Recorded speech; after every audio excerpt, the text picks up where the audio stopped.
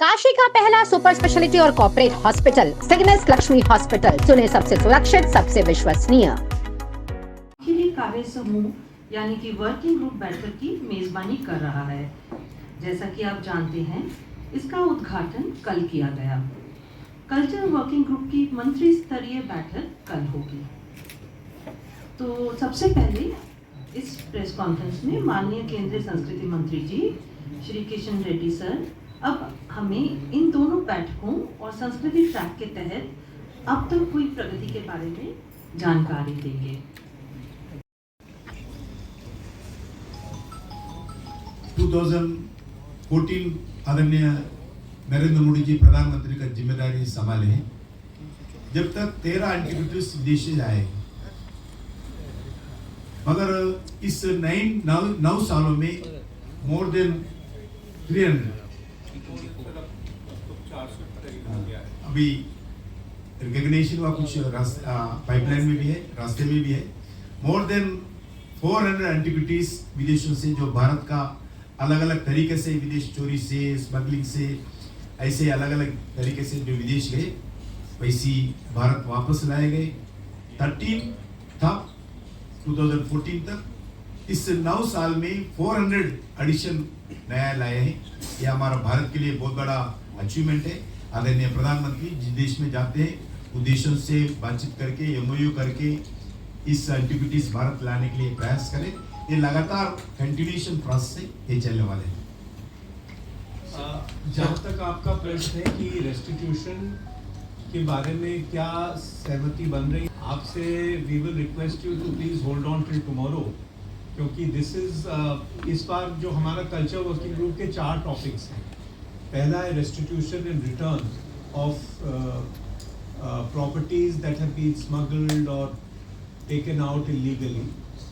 दूसरा है harnessing living heritage for sustainable future, और तीसरा है क्रिएटिव इकोनॉमी, और चौथा है डिजिटल टेक्निक्स और digital technologies for cultural preservation and cultural upliftment.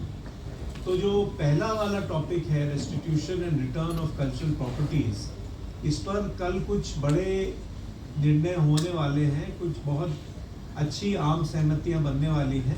क्या बनेंगी, कैसे बनेंगी, ये हमारे माननीय मंत्री महोदय की अध्यक्षता में कल जो बैठक होगी उसके उपरांत जो मिनिस्ट्रियल डिक्लेरेशन निकलेगा, जिसको जैसा आपने कहा वाराणसी डिक्लेरेशन ऑन कल्चर, वो आपके साथ शेयर करेंगे। आप खुद उसमें देख लीजिएगा, अभी बताना ठीक नहीं होगा। सबका मीटिंग्स का सारांश, अपना मिनिस्टर्स मीटिंग का डिक्लेरेशन का सारांश होने के बाद ये मीटिंग में प्रधानमंत्री जी की अध्यक्षता में फाइनल मीटिंग होगा। सर, राहुल गांधी कह रहे हैं कि चीन ने भारत से जमीन छीनी है लद्दाख में, और बीजेपी झूठ बोल रही है। उनका जो परिवार से पूछना चाहिए।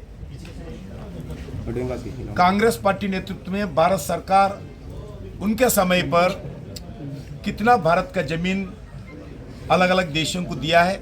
स्वयं जब प्रधानमंत्री जवाहरलाल नेहरू जी बोले हैं जो जमीन चीन ने ले लिया है वो जमीन कोई यूज नहीं है, वो जमीन खेती नहीं कर सकते हैं, इसलिए वो जमीन ले लिए तो क्या होता, ऐसा पार्लियामेंट में जवाब दिया है। इसलिए राहुल गांधी से कोई कहानी सुनने का जरूरत नहीं है, उनका प्रश्न को जवाब देने का जरूरत नहीं है। इस देश का जितने भी जो विदेशों के सामने उनके सामने झुकने का प्रयास किया है वो सिर्फ कांग्रेस का जमाने में भी झुकने का प्रयास किया है। आदरणीय प्रधानमंत्री के नेतृत्व में हम जो भी करेंगे देश के लिए करेंगे, देश के विकास के लिए करेंगे, देश के गौरव के लिए काम करेंगे। ओवैसी जी तीसरा इंडिया गठबंधन और एनडीए गठबंधन से मध्य प्रदेश, छत्तीसगढ़, राजस्थान और तेलंगाना विधानसभा चुनाव वो जीत रहे हैं। काम में रहने दो, अच्छी ऐसी काम में रहने दो।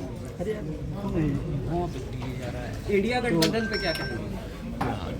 हमारा पार्टी तो बहुत बार कह चुके हैं। जिस तरीके से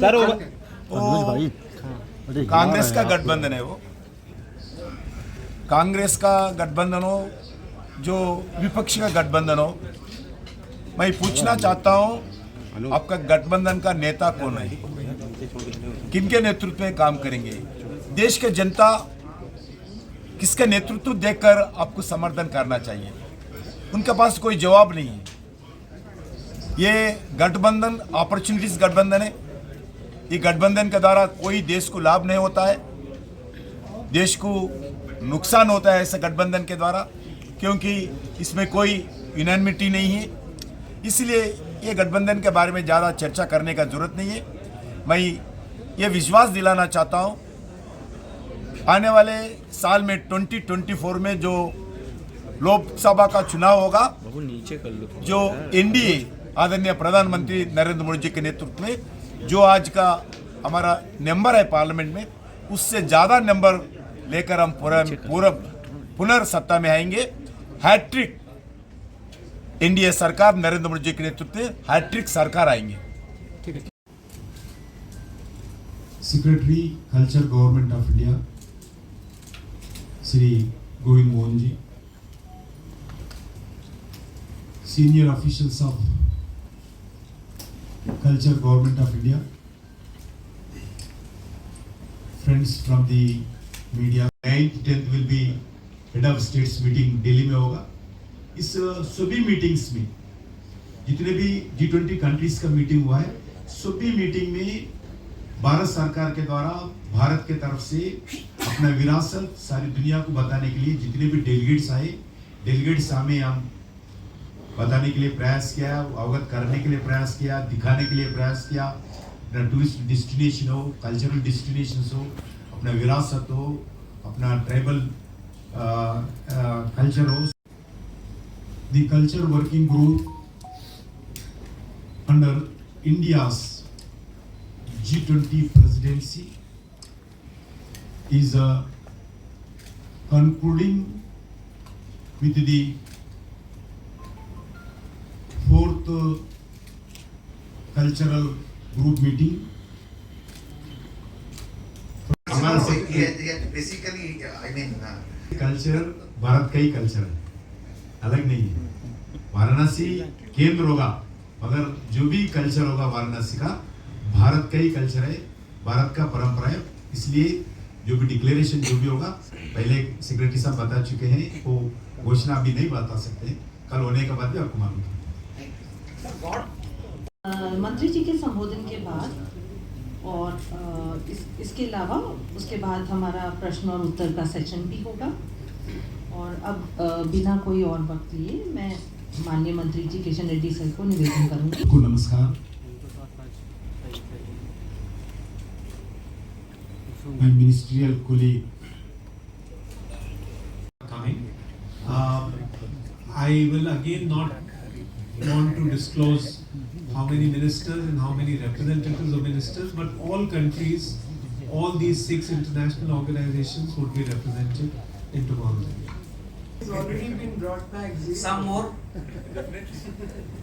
अगर जिस देश में अपने जो MOU है, उस देशों में वाराणसी का जो भी एंटिविटीज रहेगा, जरूर वो वापस लाने के लिए पूरा प्रयास होगा। आदरणीय प्रधानमंत्री जिस देश में भी जाते हैं, एक इशू पर डिस्कशन करते हैं,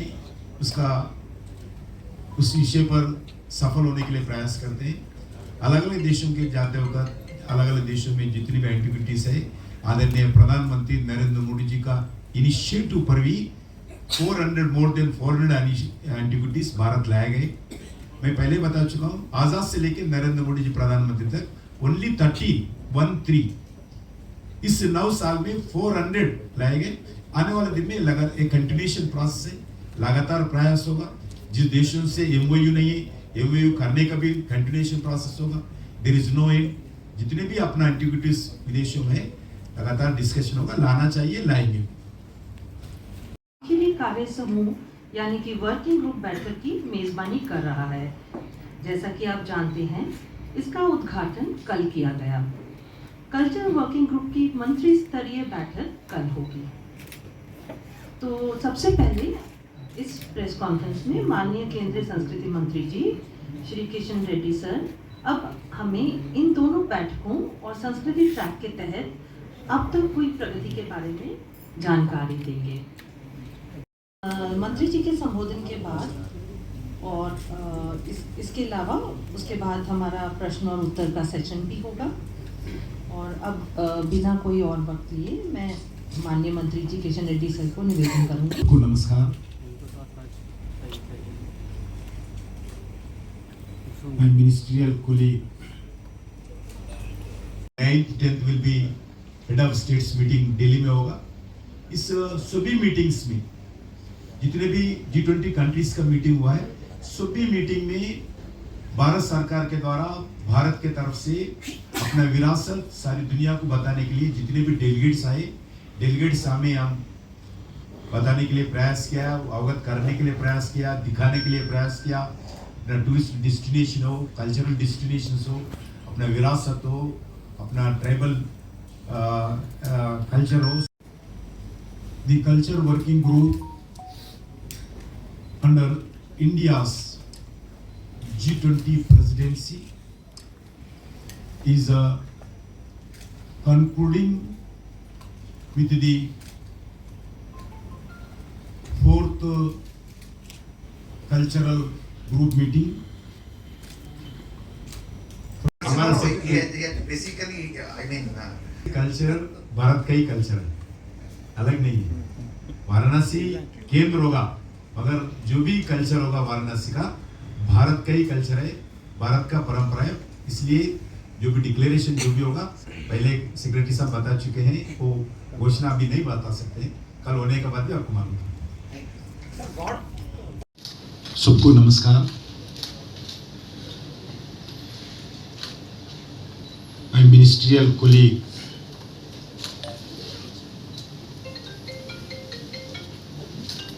MOS Culture and External Affairs Shrimati Meenakshi Lekhi ji, secretary culture government of India Shri Govind Mohan ji, senior officials of culture government of India, friends from the media,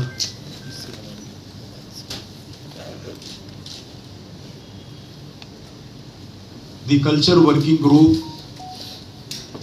under India's G20 presidency is concluding with the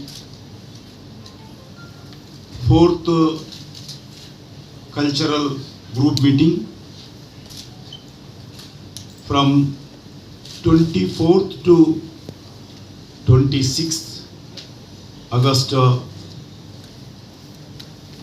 This historical cultural capital of India, Varanasi, Kashi, which will be culminate in the cultural ministers meeting and ambassadors on 26th August 2023, that is tomorrow. The meeting will be attended by the cultural ministers from G20 member countries and 8 invitee countries, which are Bangladesh, Mauritius, Netherlands, Oman, Singapore, Spain, Nigeria, UAE, and also 6 international organizations. International Council on Monuments and Sites and International Center for the Study of the Preservation and Restoration of Cultural Property, International Council of Museum, International Labour Organization ILO, United Nations Conference on Trade and Development, United Nations Educational, Scientific and Cultural Organization, UNESCO. All the 6 international organizations also participating in this conference. Friends, the Varanasi culture meetings will be an opportunity to discuss multi-dimensional global challenges related to the Saudi Arabia presidents के समय इस G20 meetings में culture के बारे में भी चर्चा करना चाहिए। उस समय चर्चा करके कल्चरल एजेंडा में G20 2022 में सऊदी अरेबिया प्रेसिडेंट्स के समय इंक्लूड हुआ था। उसके बाद 2021 में इटालियन प्रेसिडेंट्स के समय पे जो कल्चरल वर्किंग ग्रुप का पहला मीटिंग हुआ। उसके बाद कंटिन्यूसली रोम डिक्लेरेशन लास्ट ईयर 2022 में इंडोनेशिया प्रेसिडेंसी में कल्चर डिक्लेरेशन हुआ था। आज इस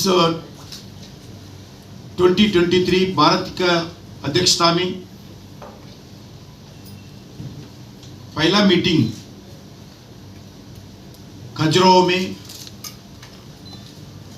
फरवरी 22nd, 23rd, 24th, 25th 4 दिन पहला meeting working group meeting Bharat में हुआ। सेकंड मीटिंग भुवनेश्वर में मई 14th to 17th Odisha capital Bhubaneswar में हुआ second meeting. Third meeting Karnataka Hampi में 12 जुलाई से जुलाई में हुआ है। आज ये मीटिंग इस साल का कल्चरल वर्किंग ग्रुप का G20 प्रेसिडेंसी का मिनिस्टर्स मीटिंग आखिरी मीटिंग होगा। उसके बाद इसमें कल्चरल इस वर्किंग ग्रुप में फाइनली एक डिक्लेरेशन भी होगा। Varanasi cultural ministers declaration G20। इस डिक्लेरेशन का वर्किंग ग्रुप ऑफिशियल्स मीटिंग चर्चा हो रहा है। कल सुबह तक इस डिक्लेरेशन का फाइनल रूप भी फ्रेम होगा। उसके बाद कल मिनिस्टर्स मीटिंग में अडॉप्ट करके इस कल्चर मिनिस्टर्स मीटिंग का डिक्लेरेशन कल होने वाला है। इस साल इस कल्चरल वर्किंग ग्रुप में संबंधित भारत सरकार कल्चर मिनिस्ट्री के द्वारा अलग अलग कार्यक्रम ऑर्गेनाइज किया गया। उसमें लगभग अलग अलग वेबिनार्स किया है। इस वेबिनार्स में रिकॉर्ड लेवल पर 159 experts from different countries and guest nations का पार्टिसिपेट हुआ है। Guest nations, international organisations, other stakeholders, ऐसी सभी लोगों का इस वेबिनार्स में चर्चा की है। सबका इनपुट्स लेने के बाद कल जो डिक्लेरेशन होगा सभी अलग अलग देशों का जो 4 मीटिंग के बाद कल जो फाइनल मीटिंग जो 4th मीटिंग में इस डिक्लेरेशन होगा।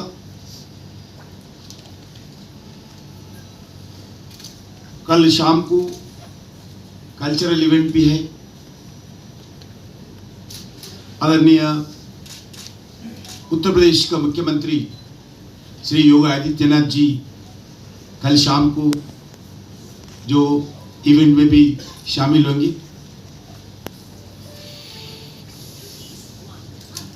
ये 2023 का इस कल्चरल मीटिंग वाराणसी में होना, कल्चरल कैपिटल ऑफ इंडिया इस शहर में होना, कल्चर मिनिस्ट्री के लिए, भारत सरकार के लिए, भारत के लिए एक मेमोरेबल इवेंट है, क्योंकि इस शहर में होना इसका इम्पोर्टेंस भी है, इसका विरासत हो, कल्चरल हो, बैकग्राउंड हो।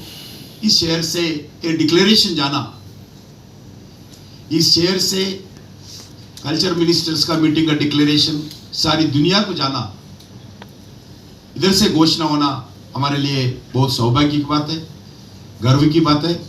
मैं फिर एक बार आप सब लोगों का कल का जो मीटिंग होगा, इस मीटिंग के संबंधित आप सब लोगों का सहयोग प्राप्त करने के लिए मैं आप लोगों से अनुरोध करता हूं, और कल्चर मिनिस्टर्स का जो मीटिंग मेरा पूरा विश्वास है संपन्न होगा। Secretary culture government of India Shri Govind Mohan ji,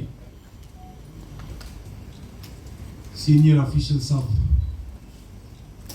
culture government of India,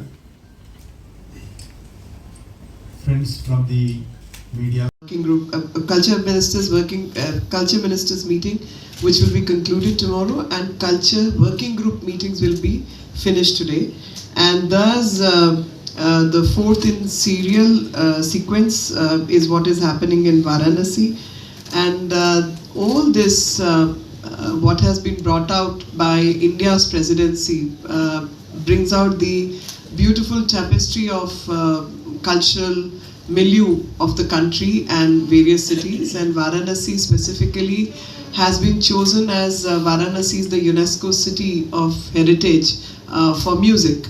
So all the gharanas and all the artists who live here, who have been playing Indian traditional music for centuries, the museums which the city houses, the temples which this city houses, the traditions which this city houses, is the cause why we have all collected in Varanasi. और अपनी भाषा में कहूँ तो चिरकाल से अनंत काल तक का जो जीवन है वो इस शहर में सबको दिखाई देता है, सुनाई देता है, जिया जाता है, और उसी परिचय के साथ इस शहर का चयन हुआ, जिसमें कल आखिरी मीटिंग जो है वर्किंग कल्चर मिनिस्टर्स की और वर्किंग ग्रुप के बाद की जो है वो तय करेगी कि आने वाले भविष्य में G20 के जो देश हैं वो किन निर्णयों के साथ आगे बढ़ेंगे, और जिसमें मुख्यतः 3-4 विशेषताएं हैं। पहला तो ये कि कल्चर कनेक्ट्स, यानी संस्कृति जो है वो एक दूसरे को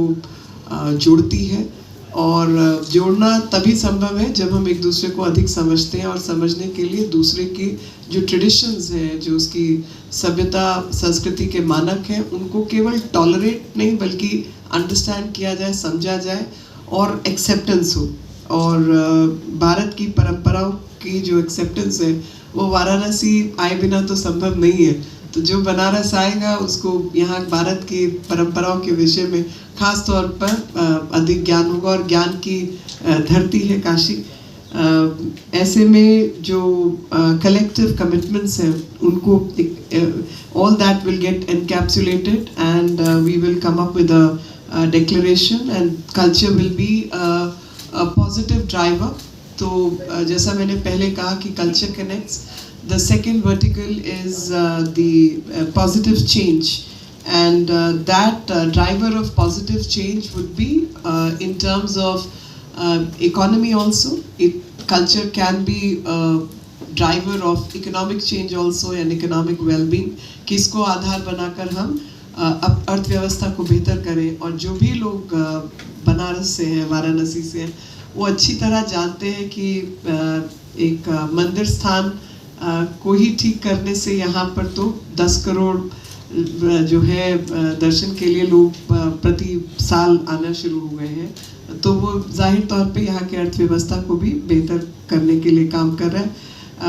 कल्चर वर्किंग ग्रुप का जो इनिशिएटिव है वो ये भी है कि कल्चरल डिप्लोमेसी जो है वो एक बेहतर टूल हो सकता है। The third limb is that cultural diplomacy itself is a tool for diplomacy, because end of the day it's not just about economy, it's about understanding relation and working on relation and working together. So if people understand the culture nuances, the diplomacy will also work better, and that is the third limb. And I must say that if we want to shape global narratives, the global narratives can be shaped with inclusive growth and sustainable development. So how Indian traditions have kept the sustainable development, how Indian traditions are eco-friendly, and inclusive growth is only possible when G20 countries, which are some of the countries which run actually close to 85% of the global GDP, if these countries decide to have a policy to incorporate culture as part of economic well-being, this is going to impact the countries of the South, and those countries of the global South will get benefited out of it. And through this meeting, इस सब के दौरान हमारा प्रयास रहा है, खास तौर पे संस्कृति विभाग के, मैं अभी अपने सहकर्मियों को, खास तौर पे मंत्री जी को धन्यवाद आपके माध्यम से देना चाहती हूँ कि डिक्लेरेशंस वगैरह एक चीज़ है, लेकिन जो एक्सपीरियंस है, इमर्सिव एक्सपीरियंस तभी संभव है जब उस क्षेत्र के विषय में भोजन से लेकर नृत्य, गायन, परंपराएं, उन सब का आप सम्मान करें और उन सबको लोगों को समझाने का प्रयास करें। तो हमारे मंत्रालय के सभी लोगों ने और माननीय रेड्डी जी के नेतृत्व में ये संभव हुआ कि ये भी प्रयास किया गया कि G20 की अध्यक्षता के दौरान भारत के विभिन्न भागों के बारे में और भारत की विभिन्न परंपराओं के बारे में हम लोगों तक जानकारी पहुंचाएं, और वो संस्कृति मंत्रालय का एक बेहतरीन काम रहा।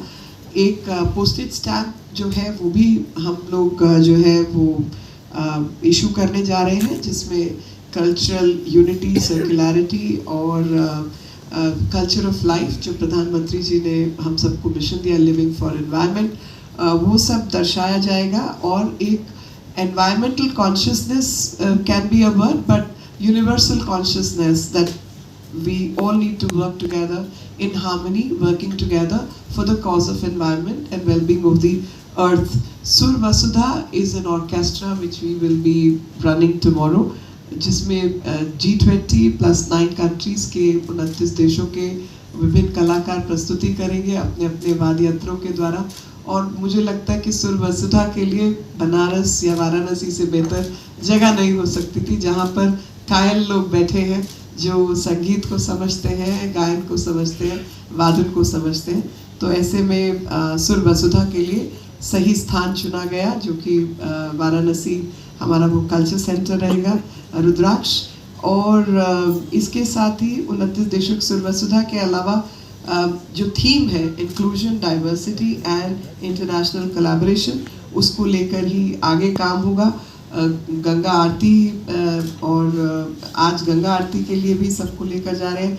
कल सारनाथ की जो साइट है उसके दर्शन के लिए ले गए थे, और आने वाला कल जो है उसमें ये सुर वसुधा की कॉन्फ्रेंस जो है वो हम दर्शाने का प्रयास करेंगे। आप सबसे सहयोग की कामना, ताकि जो inclusion, diversity and unification with universal consciousness, this message goes, and processes of digitization for conservation and preservation, using new technologies for reaching out to greater number of people at the same time is something which we are working out, using and collaborating with each other with various countries for preservation, conservation of heritage is another project, respecting culture and art and working on repatriation of antiquities, etc. is another aspect which we will all be working, and we hope as soon as the declaration gets readied, that will also be brought to you. Hopefully tomorrow we'll be addressing you on that. Thank you. के लिए कार्य समूह यानी कि working group बैठक की मेजबानी कर रहा है। जैसा कि आप जानते हैं, इसका उद्घाटन कल किया गया। कल्चर वर्किंग ग्रुप की मंत्री स्तरीय बैठक कल होगी। तो सबसे पहले इस प्रेस कॉन्फ्रेंस में माननीय केंद्रीय संस्कृति मंत्री जी श्री किशन रेड्डी सर अब हमें इन दोनों बैठकों और संस्कृति ट्रैक के तहत अब तक हुई प्रगति के बारे में जानकारी देंगे। मंत्री जी के संबोधन के बाद और इसके अलावा उसके बाद हमारा प्रश्न और उत्तर का सेशन भी होगा। और अब बिना कोई और वक्त लिए मैं माननीय मंत्री जी किशन रेड्डी सर को निवेदन करूंगी। को नमस्कार। My ministerial colleague 9th 10th will be head of states meeting Delhi में होगा। इस सभी मीटिंग्स में जितने भी G20 कंट्रीज का मीटिंग हुआ है, सभी मीटिंग में भारत सरकार के द्वारा भारत के तरफ से अपना विरासत सारी दुनिया को बताने के लिए जितने भी डेलीगेट्स हमें हम बताने के लिए प्रयास किया, अवगत करने के लिए प्रयास किया, दिखाने के लिए प्रयास किया। टूरिस्ट डेस्टिनेशन हो, कल्चरल डेस्टिनेशन हो, अपना विरासत हो, अपना ट्राइबल कल्चर हो। The culture working group under India's G20 presidency is concluding with the fourth cultural group meeting. Basically I mean culture Bharat का ही कल्चर है, अलग नहीं है। वाराणसी केंद्र होगा मगर जो भी कल्चर होगा वाराणसी का भारत का ही कल्चर है, भारत का परंपरा है। इसलिए जो भी डिक्लेरेशन जो भी होगा पहले सेक्रेटरी साहब बता चुके हैं, वो घोषणा अभी नहीं बता सकते, कल होने के बाद भी आपको मालूम है। सबको नमस्कार। My ministerial colleague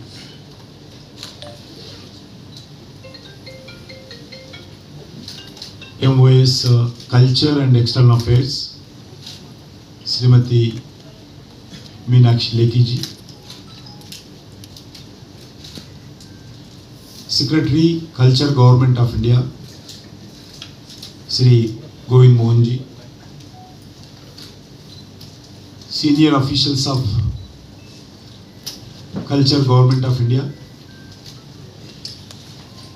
friends from the media,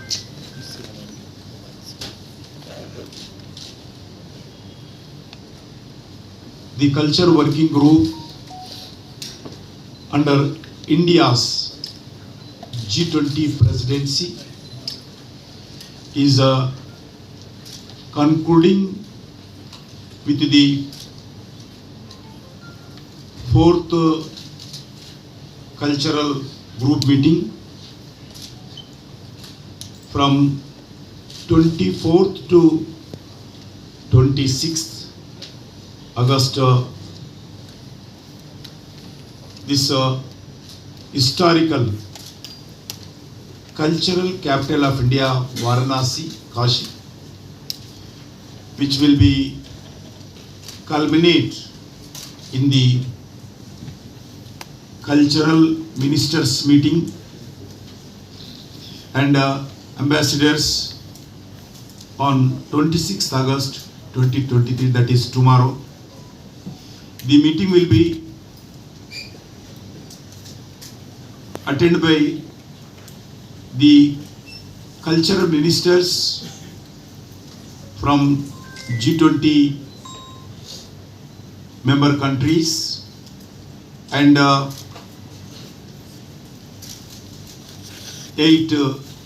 invitee countries, which are Bangladesh, Mauritius, Netherlands, Oman, Singapore, Spain, Nigeria, UAE, and also 6 international organizations. International Council on Monuments and Sites and International Center for the Study of the preservation and restoration of cultural property,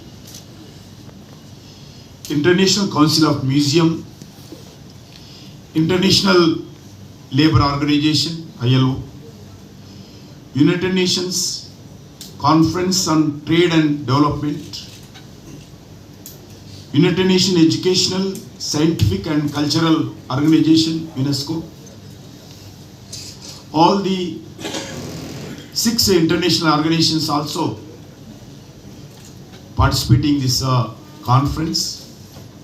Friends, the Varanasi culture meetings will be an opportunity to discuss multi-dimensional global challenges related to this.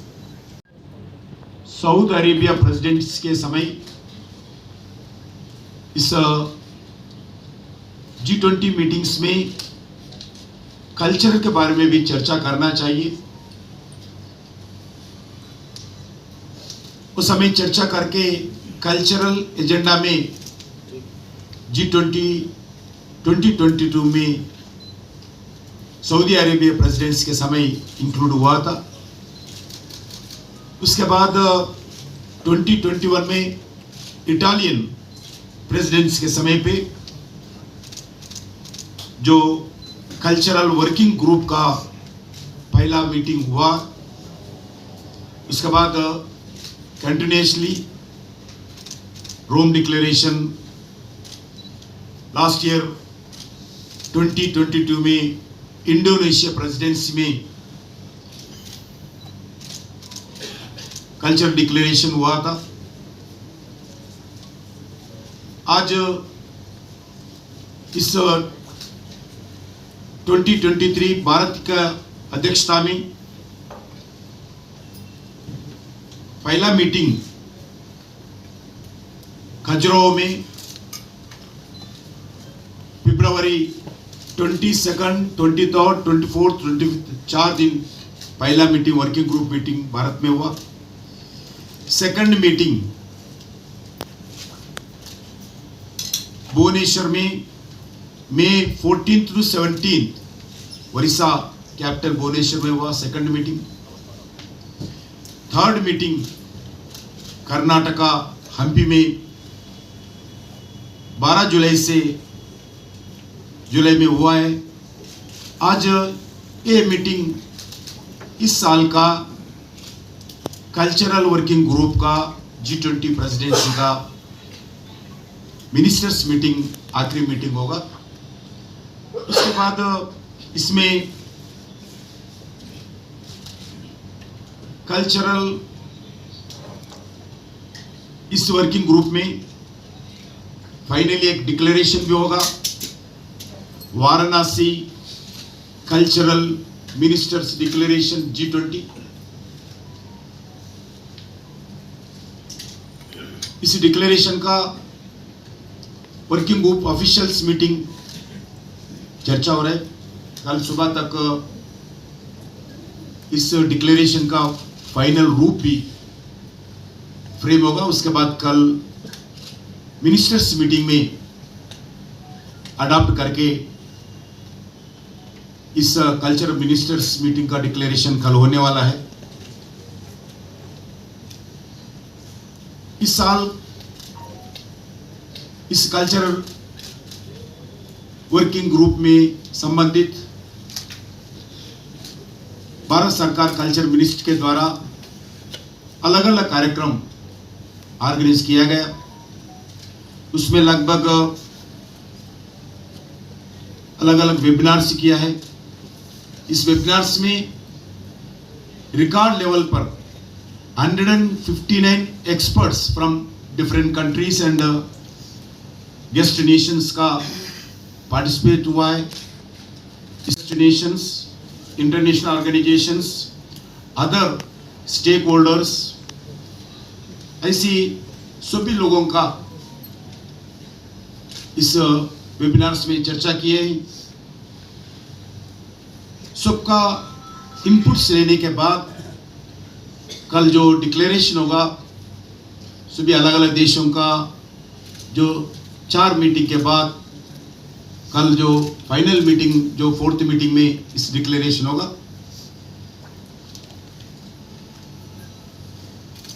कल शाम को cultural event भी है।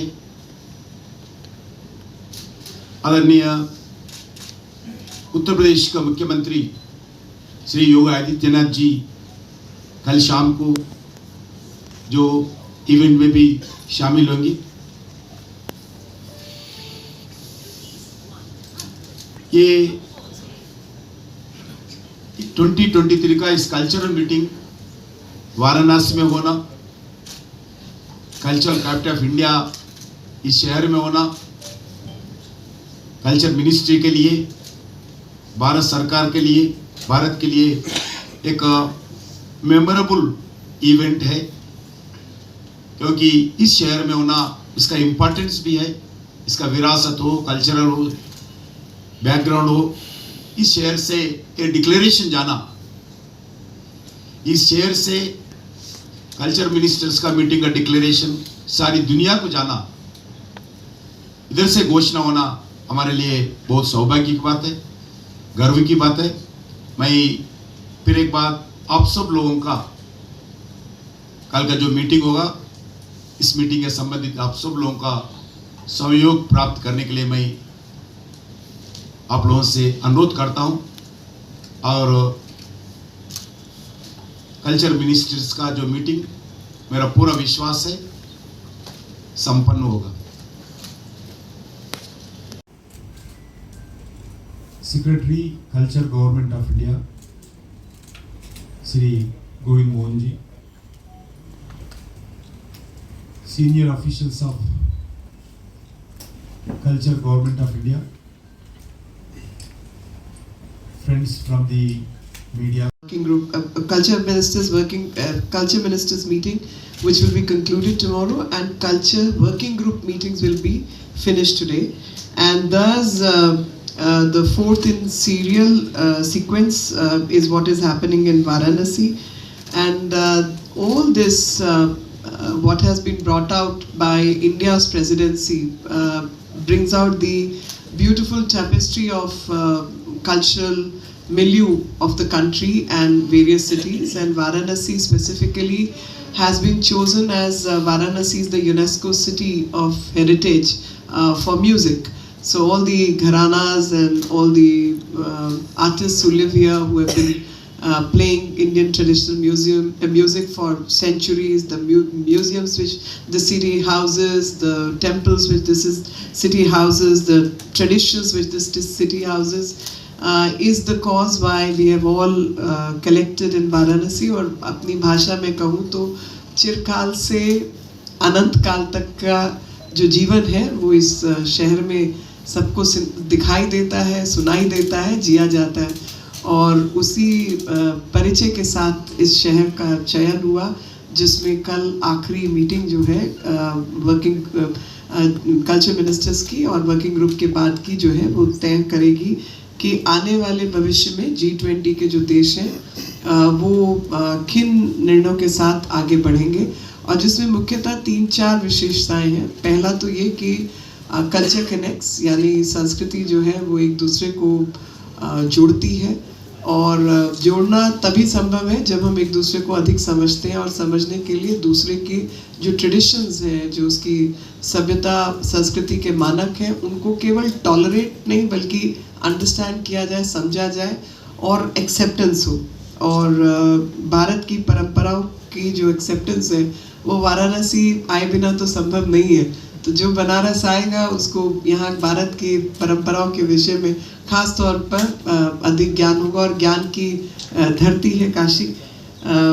ऐसे में जो collective commitments हैं उनको all that will get encapsulated, and we will come up with a declaration, and culture will be a positive driver.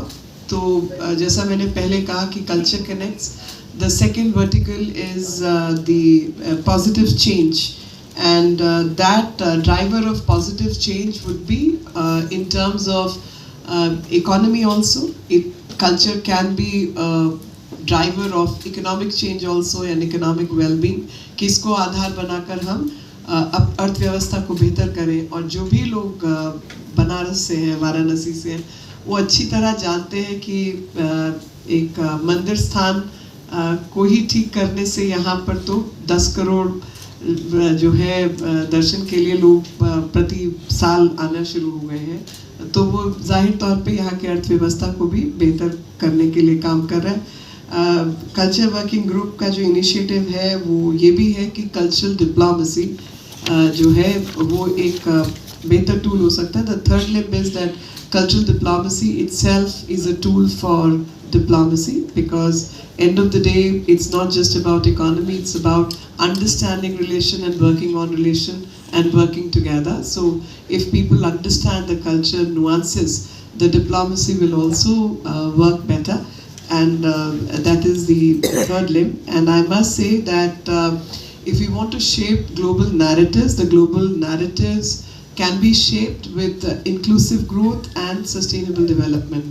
So how Indian traditions have kept the sustainable development, how Indian traditions are eco-friendly, and inclusive growth is only possible when G20 countries, which are some of the countries which run actually close to 85% of the global GDP, if these countries decide to have a policy to incorporate culture as part of economic well-being, this is going to impact the countries of the South, and those countries of the global South will get benefited out of it.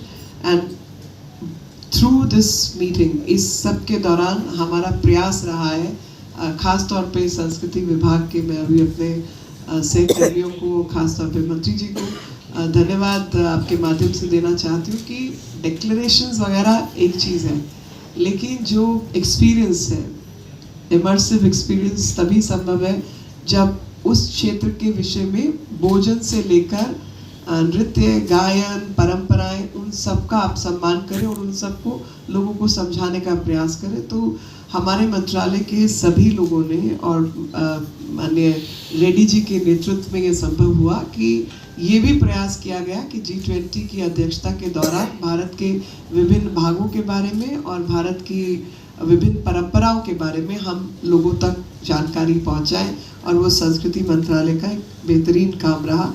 एक postage stamp जो है वो भी हम लोग जो है वो इशू करने जा रहे हैं, जिसमें कल्चरल यूनिटी, सर्कुलरिटी और कल्चर ऑफ लाइफ जो प्रधानमंत्री जी ने हम सबको मिशन दिया, लिविंग फॉर एनवायरनमेंट, वो सब दर्शाया जाएगा। और एक environmental consciousness can be a word, but universal consciousness that we all need to work together in harmony, working together for the cause of environment and well-being of the earth.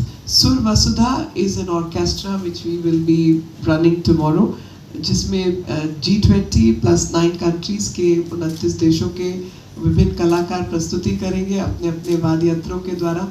और मुझे लगता है कि सुर वसुधा के लिए बनारस या वाराणसी से बेहतर जगह नहीं हो सकती थी, जहाँ पर कायल लोग बैठे हैं जो संगीत को समझते हैं, गायन को समझते हैं, वादन को समझते हैं।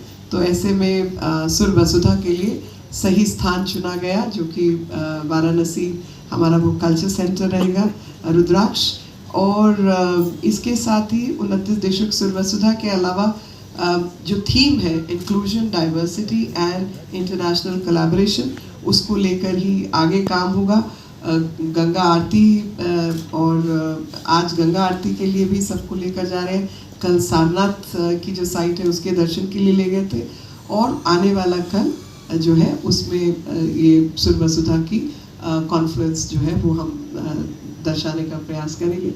आप सबसे सहयोग की कामना, ताकि जो inclusion, diversity and unification with universal consciousness, this message goes, and processes of digitization for conservation and preservation, using new technologies for reaching out to greater number of people at the same time is something which we are working out, using and collaborating with each other with various countries for preservation, conservation of heritage is another project, respecting culture and art and working on repatriation of antiquities, etc.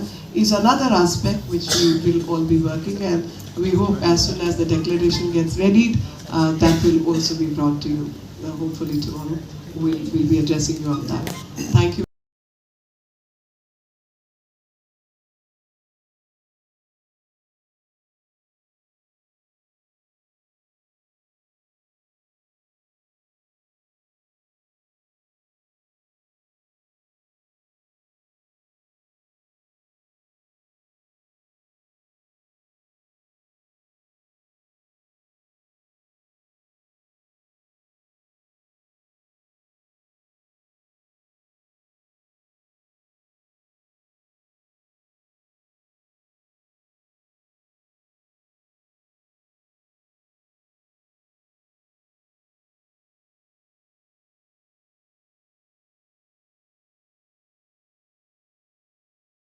Working group, culture ministers meeting, which will be concluded tomorrow, and culture working group meetings will be finished today, and thus the fourth in serial sequence is what is happening in Varanasi, and all this what has been brought out by India's presidency brings out the beautiful tapestry of cultural milieu of the country and various cities, and Varanasi specifically has been chosen as Varanasi is the UNESCO City of Heritage for music.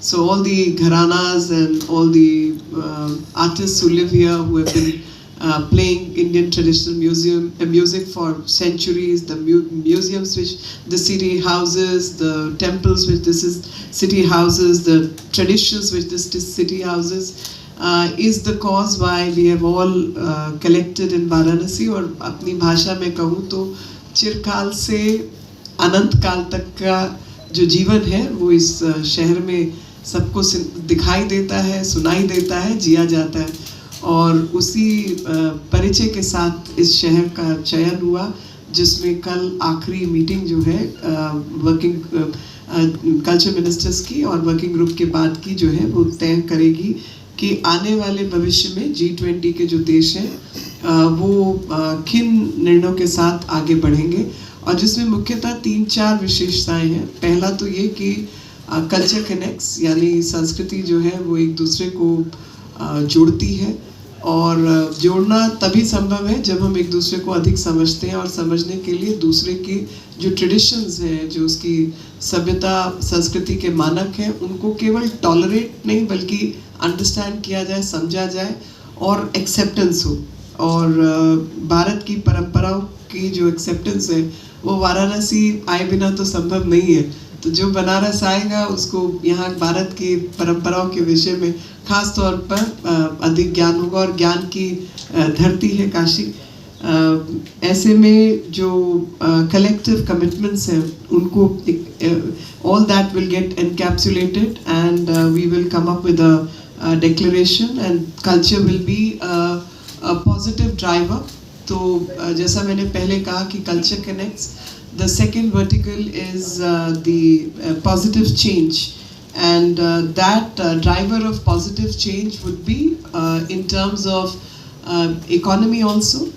Culture can be a driver of economic change also and economic well-being, कि इसको आधार बनाकर हम अर्थव्यवस्था को बेहतर करें। और जो भी लोग बनारस से हैं, वाराणसी से हैं, वो अच्छी तरह जानते हैं कि एक मंदिर स्थान को ही ठीक करने से यहाँ पर तो 10 करोड़ जो है दर्शन के लिए लोग प्रति साल आना शुरू हो गए हैं। तो वो जाहिर तौर पे यहाँ के अर्थव्यवस्था को भी बेहतर करने के लिए काम कर रहा है।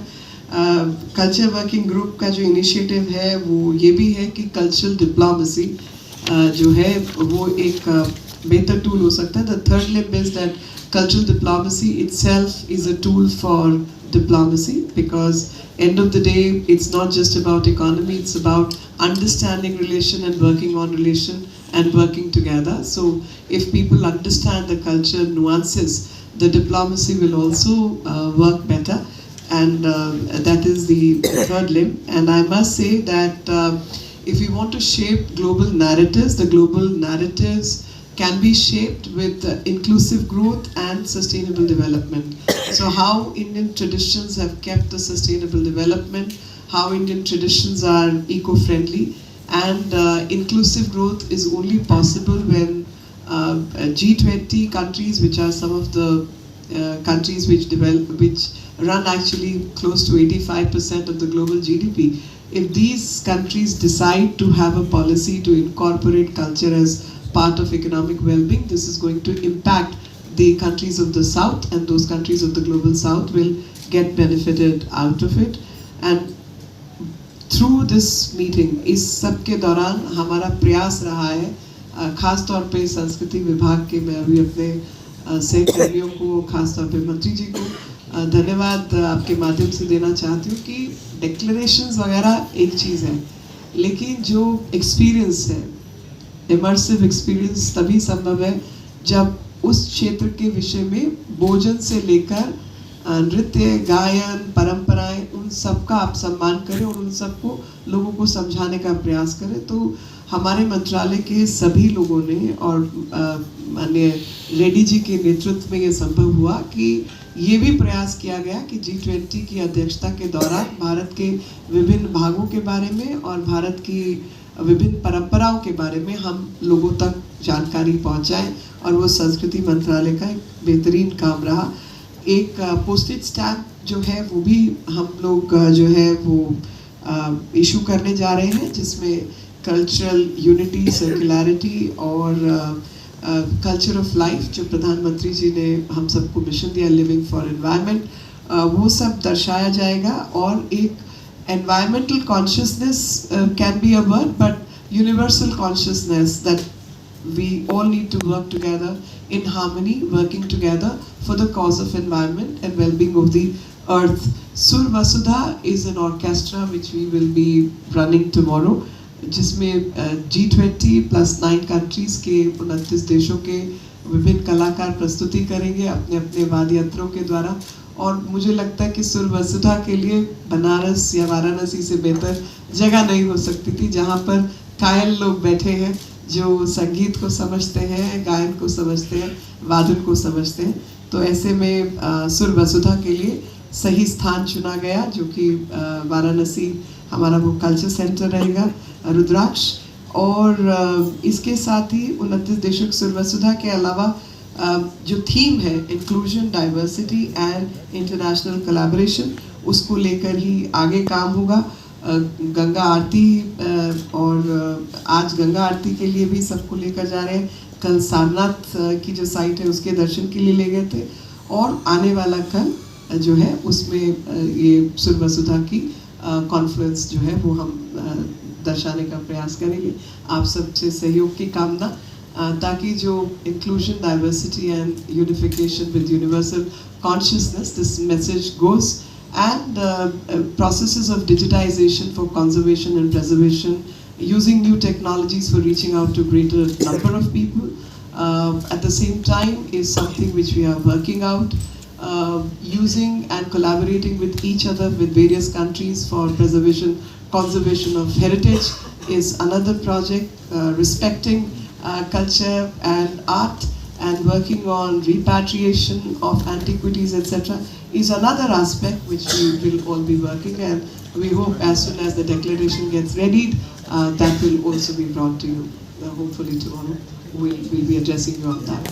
Thank you. मीटिंग्स हुआ, सबका मीटिंग्स का सारांश, अपना मिनिस्टर्स मीटिंग का डिक्लेरेशन का सारांश होने के बाद ये मीटिंग में प्रधानमंत्री जी की अध्यक्षता में फाइनल मीटिंग होगा। सर, राहुल गांधी कह रहे हैं कि चीन ने भारत से जमीन छीनी है लद्दाख में, और बीजेपी झूठ बोल रही है।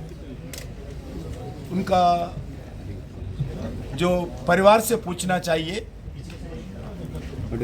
कांग्रेस पार्टी नेतृत्व में भारत सरकार उनके समय पर कितना भारत का जमीन अलग अलग देशों को दिया है। स्वयं जब प्रधानमंत्री जवाहरलाल नेहरू जी बोले हैं जो जमीन छीनने ले लिया है वो जमीन कोई यूज नहीं है, वो जमीन खेती नहीं कर सकते हैं, इसलिए वो जमीन ले लिए तो क्या होता, ऐसा पार्लियामेंट में जवाब दिया है। इसलिए राहुल गांधी से कोई कहानी सुनने का जरूरत नहीं है, उनका प्रश्न को जवाब देने का जरूरत नहीं है। इस देश का जितने भी जो विदेशों के सामने उनके समय झुकने का प्रयास किया है वो सिर्फ कांग्रेस का जमाने में भी झुकने का प्रयास किया है। आदरणीय प्रधानमंत्री के नेतृत्व में हम जो भी करेंगे देश के लिए करेंगे, देश के विकास के लिए करेंगे, देश के गौरव के लिए काम करेंगे। ओवैसी जी तीसरा इंडिया गठबंधन और एनडीए गठबंधन से हट के मध्य प्रदेश, छत्तीसगढ़, राजस्थान और तेलंगाना विधानसभा चुनाव वो जीत रहे हैं। काम में रहने दो, अच्छी ऐसी काम में रहने दो। इंडिया गठबंधन पे क्या कहेंगे? हमारा पार्टी तो बहुत बार कह चुके हैं। जिस तरीके से कांग्रेस का गठबंधन है, वो कांग्रेस का गठबंधन हो, जो विपक्ष का गठबंधन हो, मैं पूछना चाहता हूं आपका गठबंधन का नेता कौन है, किनके नेतृत्व में काम करेंगे, देश के जनता किसका नेतृत्व देखकर आपको समर्थन करना चाहिए। उनके पास कोई जवाब नहीं है। ये गठबंधन अपॉर्चुनिटीज गठबंधन है। ये गठबंधन के द्वारा कोई देश को लाभ नहीं होता है, देश को नुकसान होता है ऐसे गठबंधन के द्वारा, क्योंकि इसमें कोई यूनानिमिटी नहीं है। इसलिए ये गठबंधन के बारे में ज़्यादा चर्चा करने का जरूरत नहीं है। मैं ये विश्वास दिलाना चाहता हूँ आने वाले साल में 2024 में जो लोकसभा का चुनाव होगा, जो एनडीए आदरणीय प्रधानमंत्री नरेंद्र मोदी जी के नेतृत्व में जो आज का हमारा नंबर है पार्लियामेंट में, उससे ज़्यादा नंबर लेकर हम पुनर्सत्ता में आएंगे। हैट्रिक एनडीए सरकार नरेंद्र मोदी जी के नेतृत्व में हैट्रिक सरकार आएंगे।